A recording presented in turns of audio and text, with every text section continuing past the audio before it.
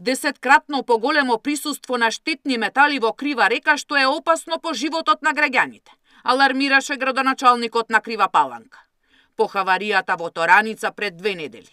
Во водата има олово, цијанид, арсен, а според локалните власти загадена и почвата, што представува дополнителна закана. Општината ќе бара кривична одговорност од компанијата што стопанисува со рудникот.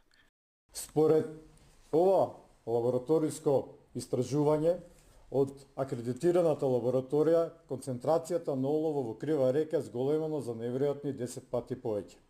Дополнително, за неколку стотици пати е зголемена концентрацијата на цијанид, фосфор и азот во Крива река. Во ризик е ставен и сточниот фонд, кој што исто така се напојува од овие неколку реки, кој што пак индиректно се става во опасност и животот и здравјето на луѓето кои што ќе ги конзумираат овие земјоделски или сточарски производи.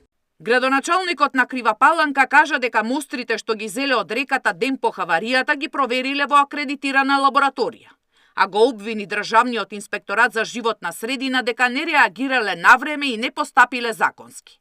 Од инспекторатот пак денеска со соопштение дека компанијата која стопанисува со рудникот е казнета со 200.000 евра поради прекрашок од 3-та категорија. По извршен вореден инспекцијски надзор, утврдено е дека од страна на Булмак 2016 е сторен прекрашок од 3-та категорија, при што горе именуваниот сторител е согласен за поведување на постапка за спогодување согласно Законот за животна средина.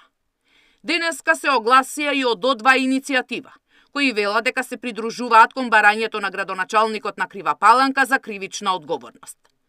Бараме обвинителството да отвори истрага за случајот, а инспекцијски совет и Министерството за животна средина да го испита делувањето на инспекторите.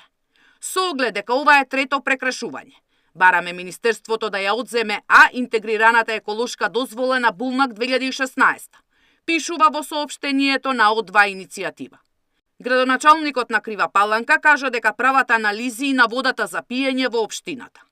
Сања Димитровска, Сител телевизија.